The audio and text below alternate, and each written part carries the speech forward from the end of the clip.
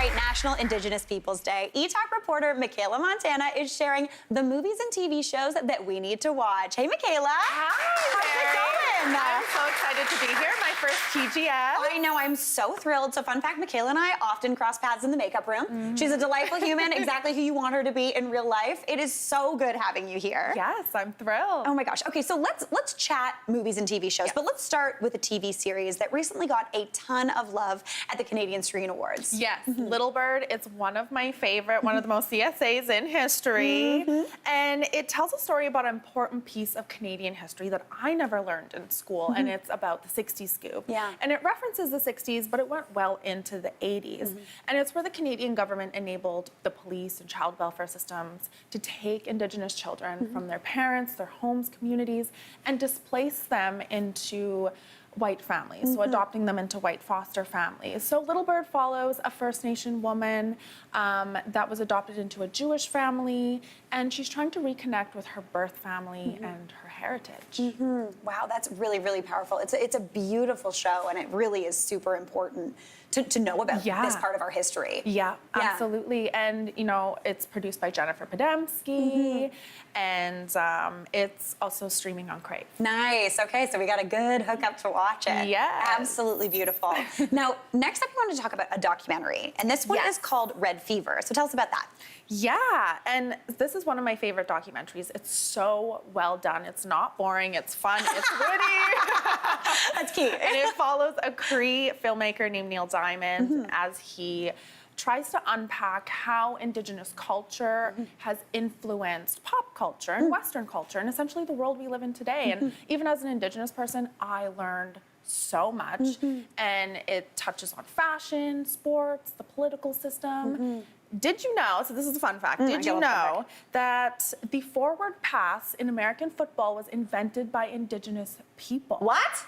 I had no idea. So the forward pass was first employed by one of the first American football teams, the Carlisle Indian School football team, in 1907. Wow. Well, you're welcome, football. Yeah, you're welcome.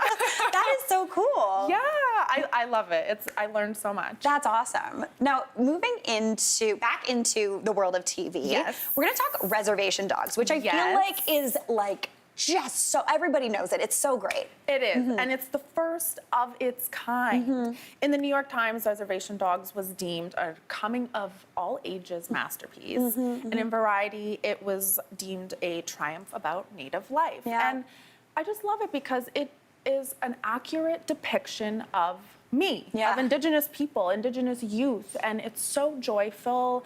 You know, a lot of times we have a lot of serious content, but Reservation Dogs is funny and heart-wrenching and hits all the emotions. And yeah, it's one of my favorites. And it stars Devery Jacobs. Oh my gosh, so cool. I love that. And again, like you're talking about, there you are with, oh my gosh, do you guys like, did you do something on eTalk with her? Yeah, so cool. I did a 1-hour special with her. Oh my gosh, yep, so cool. I love that. And like you were saying, it's a coming of age. It's just, it's about life and it doesn't always have to be serious. It's happiness, showing the happy side too. Yeah, and how funny we are. Yeah.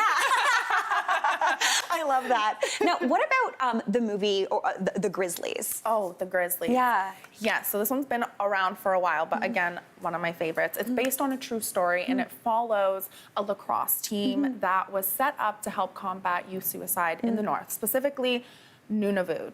And, you know, it's just a very real and current epidemic that's still happening in the North. It's beautiful, it's heart-wrenching, it's uplifting and inspiring, and it speaks to the importance of sport to Indigenous youth and culture. And, you know, as we know, so much is learned through sport. And it gives Indigenous youth a sense of purpose, something to aspire to and look forward to. That's amazing. That's super beautiful. Now, finally, we wanted to talk about Fancy Dance, which I think has been kind of blowing up lately. Yes. Streaming on Apple. And it's such a compelling story about a missing Indigenous woman and her sister is left to care for her daughter. And it stars Lily Gladstone, Okay. who plays Jax, the sister of the missing woman.